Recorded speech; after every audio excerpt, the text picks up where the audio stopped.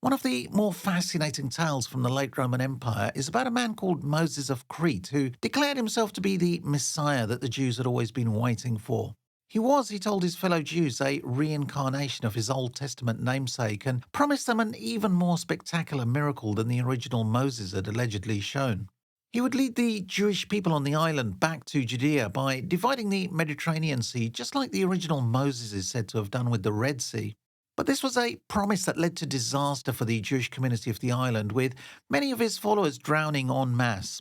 The story is a cautionary one and gives an insight into the extreme dangers of believing in a religion modelled on some sort of messiah or saviour and the blind belief that is invariably demanded from followers towards the leader. So in this video, let's take a closer look at this tale from the 5th century, an era when the Western Roman Empire was rapidly crumbling away and religious intolerance was rising, with Christianity having been made the official religion of the empire. So I'm pretty sure most people are familiar with the story of the original Moses, but if you're not, the salient section of his story, the short bit covering the crossing of the Red Sea, is covered in Exodus chapter 14 of the Old Testament. And of course, the movie, the 1956 version starring Charlton Heston, which Cecil B. DeMille produced, is also worth seeing if you haven't seen that yet. In fact, there's an even earlier film on the same subject made by the same director in 1923, which is available online. As ever, I appreciate your time is valuable, and the video is split into chapters, so if you'd like to get straight to the events surrounding Moses of Crete himself or any other particular section, do feel free to click on the chapter link in the description below. So, a quick mention of the sources from where we get this story.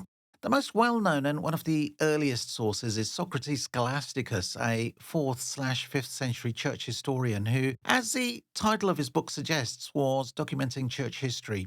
Living during the same period, he was a contemporary of Moses. Being a church historian, his account is not impartial by any means when it comes to mentions of pagans and Jews. The positive side of the book, though, is that it has plenty of non-church related references, which make his account pretty useful as a resource for general political and social history of that time. Socrates shows a lot of delight and satisfaction in his book when he narrates stories of the conversions of pagans and Jews to Christianity, and as expected, the accounts are liberally sprinkled with alleged miraculous occurrences to show that Christianity was the real deal.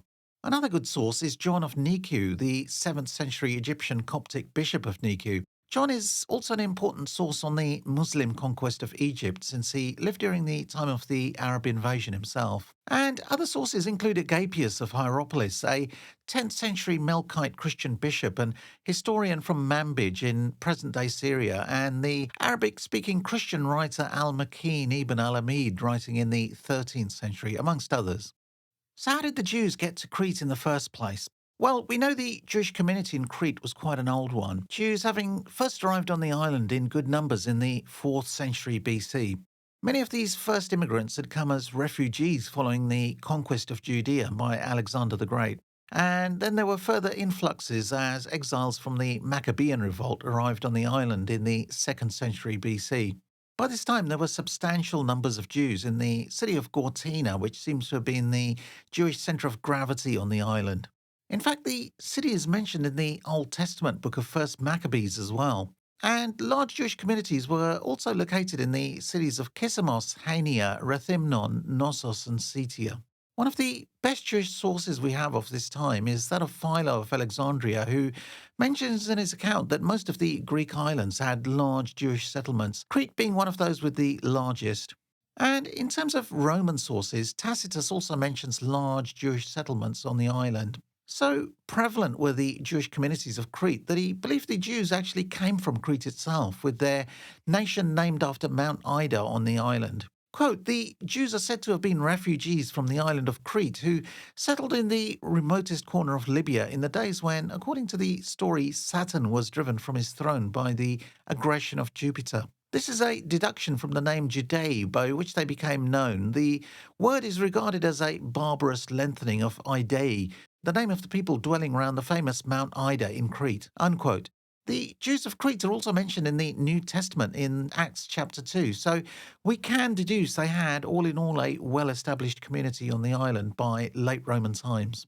By the mid 5th century, though, the Western Roman Empire was on its last legs and, in fact, would officially come to a close in 476 CE.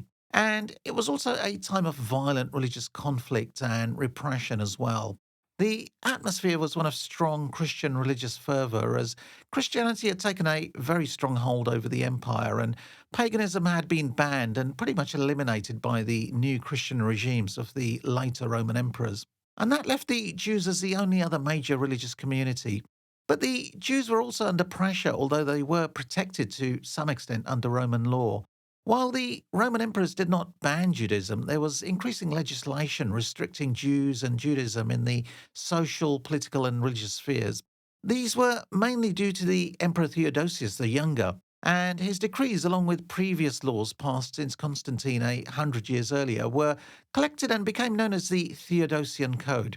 According to the Theodosian Code, Jews were not allowed to own Christian slaves, for example, or build new synagogues, hold public office, or try cases between a Jew and a Christian.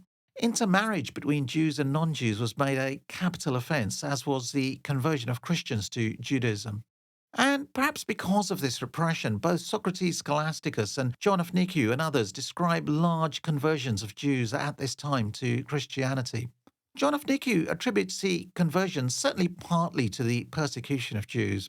Just before narrating the story of Moses of Crete, he mentions Emperor Theodosius being told of the Jews in the eastern portion of the empire in Syria had been mocking Jesus and had allegedly killed a Christian child. And in response, the emperor instigated widespread reprisals against the community. Quote, and when the Emperor Theodosius was told of the atrocities committed by the Jews, he commanded the magistrates of the province to punish the criminals, and they punished the Jews that were in the east and took vengeance on all the mockers who had mocked Christ and his faithful ones. Unquote. John of Nicaea also mentions the Jews of Crete themselves undergoing large-scale conversions because of this pressure being put on them by Emperor Theodosius. Quote, and in those days, many of the Jews in Crete believed and became Christians in consequence of the greatness of the persecution that befell them, unquote. So a pretty uncertain time for the Jewish people, but creating an upbeat atmosphere in the community, according to the sources of the time, was the popular impression many Jews had that, according to an interpretation of the Talmud, a Messiah should appear around 440 CE to lead the Jewish nation. And many Jews were looking forward to this event, including those living in Crete. And various historians write on the hankering for a Messiah-type figure amongst the Jews of the time as well. And of course, this made the common people highly vulnerable to any charismatic preacher popping up and claiming to be the person they were waiting for. And the Roman Empire, being in such a state of flux and uncertainty at this time, may have raised expectations still further, just like Christian expectations of a second coming are touted around every time there is some large-scale conflict or natural disaster, supposedly heralding the second coming.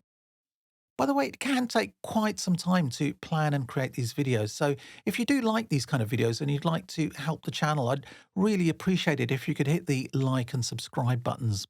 And if you'd like to go a step further, the channel does have a Patreon account as well as other ways for one-off donations. Any help is greatly appreciated.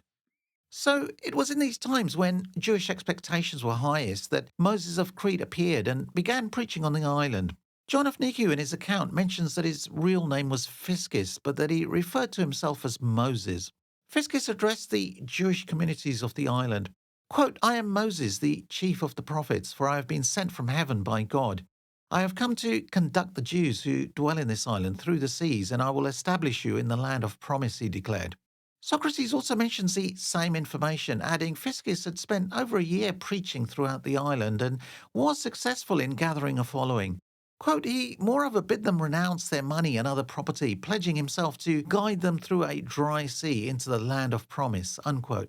And Agapius also mentions Fiscus stressing he had a divine mission. Now, that is much more of a miracle than the original Moses had executed.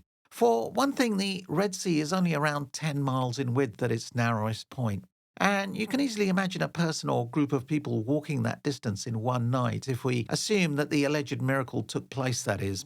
The distance between Crete and Israel is around 500 miles, however, and that is a distance that would take around a couple of months, if not more, by a group of not only men, but women and children and elderly. So, a miracle an order of magnitude bigger than what the original Moses and his clan allegedly managed. And there doesn't seem to have been any discussion or questions raised on logistics either. Food, for instance, for a journey lasting this long.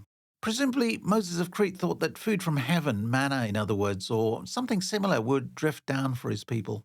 Whatever the case, it's apparent many Jews developed a strong belief in this chap and followed his instructions to the hilt. Socrates describes the Jews of the island selling all their possessions as Moses had commanded, and that many simply gave up working in expectation of this coming journey. John of Nicu suggests it was Moses himself who industriously encouraged his people to stop working as the time was near when they would be crossing the sea. Quote, and he prevailed on them to abandon their industries and to despise their goods and possessions, and so they dissipated all that they had, unquote. And then suddenly one day Moses decided that that would be the day of the great miracle and encouraged all of his followers to come with him to the coast in anticipation of the crossing of the sea. Socrates writes that, quote, he led them therefore until they reached a promontory that overhung the sea, from which he ordered them to fling themselves headlong onto it, unquote. And Agapius suggests he himself was one of the first to jump off the cliff. Quote, then he said to them, verily, I will take you across the sea, beginning with myself, unquote. Now, we don't know exactly where Moses led them and which promontory this was, but I would hazard a guess he led them to the eastern side of the island, which is the nearest point to begin the crossing of the sea, and therefore it may have been the neck of land stretching out into the sea near Acrotiro Plaka, or perhaps Argilus Beach or Godiros. But it wasn't long before, as his followers commenced jumping into the sea after him, and those waiting on top of the cliff readied themselves to jump, that many realized that the sea was not parting and leaving a dry path for them. By this time, many of his followers who had already jumped in the sea had already died. Socrates writes that, quote, those who came first to the precipice did so and were immediately destroyed, some of them being dashed in pieces against the rocks, and some drowned in the waters, unquote. And John of Nicu has a similar story, with many dying simply from the fall from such a height. Quote, and when the day which he had fixed for leading them out drew near, he commanded them to come with their wives and children and follow him to the seashore and cast themselves into the sea. And many perished, some through the fall and others from being engulfed in the depths of the sea, unquote. He also gives the story a Christian spin by mentioning crowds of curious Christians watching the scene who then helped rescue the survivors in the sea by helping them back to the shore. Now, Moses' followers were understandably enraged at the failure of the miracle to manifest itself and the resulting death of many of their friends and family, and Socrates describes them hunting around for Moses, and it looks like he would have been lynched by his own disciples for causing such an incident. Quote, when at length the Jews perceived how fearfully they had been duped, they blamed first of all their own indiscreet credulity, and then sought to lay hold of the pseudo-Moses in order to put him to death, unquote. Now, at this point, we get the biggest variation in the stories regarding the death or disappearance of Moses, depending on which source you read. Most Christian writers prefer to give the ending a supernatural flavour, showing Moses as a villain associated with demons and spirits. Socrates writes that, quote, they were unable to seize him for he suddenly disappeared, which induced a general belief that it was some malignant fiend who had assumed a human form for the destruction of their nation in that place, unquote. And this is what another source, Agapius of Hierapolis, describes too, attributing his disappearance to some, quote, unclean spirits, unquote. And Cassiodorus, a fellow Christian, also goes for the supernatural explanation, writing that it was a demon that led the Jews into error. However, others gave more down-to-earth reasons, simply mentioning he was dispatched by his own angry supporters, and that is no doubt a more authentic version. Fleeing from the mob would have been no simple task, and certainly on an island it would have not have been easy to make a getaway. Al-Makin ibn al-Amid writes that his followers managed to apprehend Moses and then killed him in anger. And John of Nicu writes that Moses' disappearance can be attributed to drowning, an equally likely explanation, as he most probably jumped into the sea before his disciples to show them the way. And that's probably the most likely explanation. So, what was the result of this delusion, and what happened to his followers who survived the tragedy? Well, most of the Christian writers give the story a positive spin and end by mentioning that the Jews who survived the disaster, disgusted at what happened, began converting en masse to Christianity. And this is certainly what Agapius and John of Nicu describe. Quote, through these means, many Jews turned to our Lord Jesus Christ and received the light of holy, life-giving baptism and believed in our Lord Jesus Christ, unquote. And Socrates also suggests this, mentioning that, quote, a great number of Jews who dwelt in Crete were converted to Christianity, unquote. Although both of these accounts may just be hyperbole from fervent Christians. So, an interesting if sobering story relating to the belief and expectations of a Messiah figure. And this belief, when added with the gullibility of common people, combined to create a disaster for the Jewish community. And with Christianity inheriting the same belief in prophecies and messiahs and miracles, this kind of event also occurs in Christian communities as well. And perhaps the most famous example was the Millerites during the 19th century. The Millerites, who took their name from William Miller, who had started the movement, believed that the Christian Messiah, Jesus Christ, would be making a comeback between March 21st, 1843 and March 21st, 1844. The substantial number of people who followed William Miller, just like the Jews who had followed Moses of Crete, gave away or sold off all their possessions as they thought the end was near. And of course, when Jesus failed to appear, many were left destitute and without any financial support. William Miller had managed to gain large support, and the lack of the second coming led to what was called the, quote, great disappointment, unquote, in America.